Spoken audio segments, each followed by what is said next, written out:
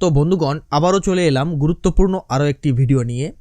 তো যুবসাথীর যে official status সেটা কিন্তু এখনও অ্যাভেলেবেল হয়নি। আমরা যখনই অফিসিয়াল ওয়েবসাইটে গিয়ে স্ট্যাটাস দেখার চেষ্টা করছি তখনও কিন্তু দেখাচ্ছে যে এটা খুব শীঘ্রই অ্যাভেলেবেল হবে। তো আমরা অফিসিয়ালভাবে স্ট্যাটাস দেখতে পারছি না, কিন্তু আমরা যদি এই ট্রিক্সটা অ্যাপ্লাই করি তাহলে কিন্তু এভাবেও যুবসাথীর স্ট্যাটাস দেখা যেতে পারে।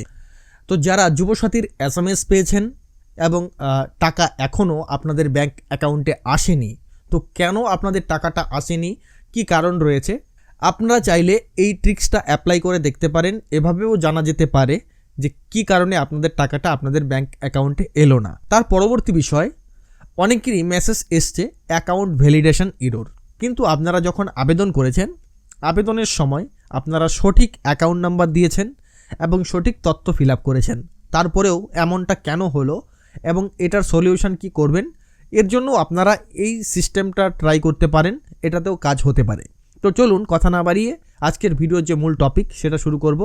ভিডিওটিকে একদমই স্কিপ করবেন না, প্রথম থেকে শেষ অবধি অবশ্যই দেখতে থাকুন। হ্যালো এভরিওয়ান, আপনাদের সঙ্গে রয়েছে আমি সমীর। আপনারা দেখছেন আপনাদের প্রিয় YouTube channel my smart suggest. আমাদের চ্যানেলটিতে নতুন হলে অবশ্যই চ্যানেলটিকে সাবস্ক্রাইব করে পাশে থাকা বেল আইকনে ক্লিক করে অল অপশনটিতে ক্লিক করতে ভুলবেন না।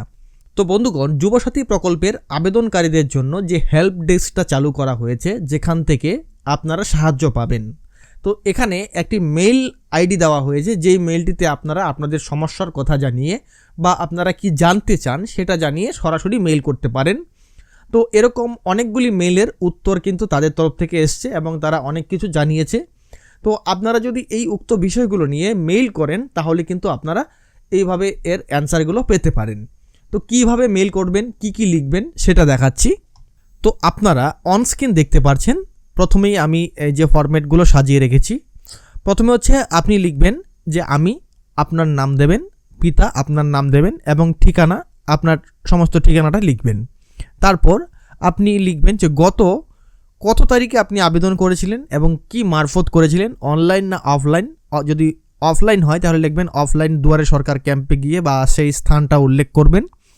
করার পর যুবসাথী প্রকল্পের আবেদন করেছিলাম, আমার অ্যাপ্লিকেশন আইডি নাম্বারটি হলো, এবং আপনার যে অ্যাপ্লিকেশন আইডি নাম্বার, অর্থাৎ আপনি যুবসাথীর অ্যাপ্লিকেশন যখন দুয়ারে সরকার ক্যাম্পে গিয়ে করেছিলেন তখন আপনাকে সেখান থেকে একটি আইডি দেওয়া হয়েছে, অথবা আপনারা যদি অনলাইনে আবেদন করে থাকেন তাহলে সেই যে একটি আইডি, অ্যাপ্লিকেশন আইডি, সেই আইডিটি উল্লেখ করবেন। করার পর এখানে আপনার যে রেজিস্টার্ড মোবাইল নাম্বারটা রয়েছে সেটা আপনি এখানে উল্লেখ করবেন। তবে কারো কাছে যদি আপনার অ্যাপ্লিকেশন আইডি না থাকে তাহলে আপনারা আপনাদের যে রেজিস্টার্ড মোবাইল নাম্বার, যে মোবাইল নাম্বারটা দিয়েছিলেন সেই মোবাইল নাম্বারটাও এখানে উল্লেখ করতে পারেন।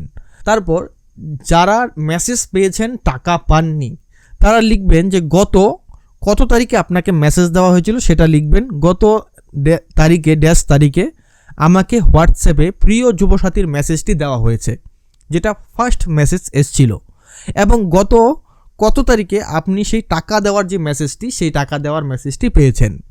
গত এত তারিখে 1500 টাকা দেওয়ার যে SMS-টা এখানে সংক্ষিপ্ত আকারে উল্লেখ করলাম, আপনারা চাইলে সম্পূর্ণটাও দিতে পারেন, যে your claim of RS 1500 Yuvasathi is release, মেসেজটি দেওয়া হয়েছে, কিন্তু এখনও পর্যন্ত আমি আমার ব্যাংক খাতায় উক্ত অর্থ পাইনি।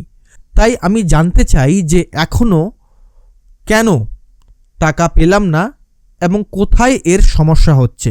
যদি এ বিষয়ে আমাকে যথাযথ তথ্য জানানো হয় তবে আমি খুবই উপকৃত হব। দ্বিতীয় পয়েন্ট, যাদের অ্যাকাউন্ট ভ্যালিডেশন এরর এসছে তারা আপনারা লিখতে পারেন যে আমি গত তারিখে আমাকে হোয়াটসঅ্যাপে প্রিয় যুবসাথীর মেসেজটি দেওয়া হয়েছে এবং গত এত তারিখে 1500 টাকা দেওয়ার মেসেজ এসছে, ইওর ক্লাইম অফ RS এত টাকা যুবসাথী ইজ রিলিজ।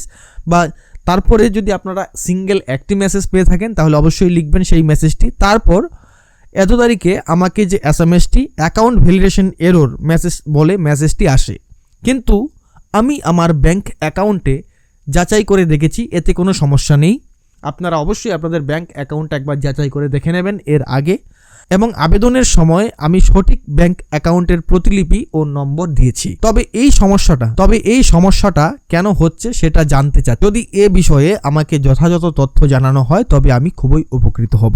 তো যারা অ্যাপ্লাই করেছেন এখনো অবধি কোনো SMS বা কোনো কিছুই পাননি তারা এই সিস্টেমটা ট্রাই করে দেখতে পারেন, এটাও কাজ করতে পারে। তো আপনারা কি করবেন, আপনারা প্রথমে এই যে আমি এবং আপনার যে বিবরণটা সেই বিবরণটা দেবেন এবং অ্যাপ্লিকেশন আইডিটি উল্লেখ করবেন।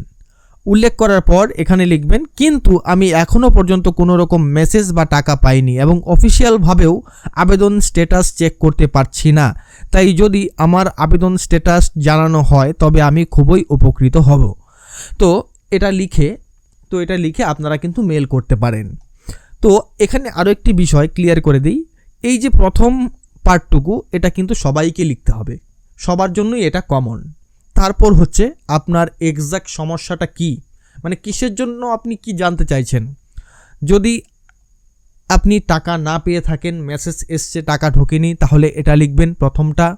এবং তারপর যদি আপনার অ্যাকাউন্ট ভ্যালিডেশন এরর দেখাচ্ছে তাহলে আপনি তার নিচের যে মেসেজ যতটুকু লেখা রয়েছে ততটুকু লিখবেন এবং তার নিচেরটা হচ্ছে আপনি স্ট্যাটাস জানতে চাইছেন।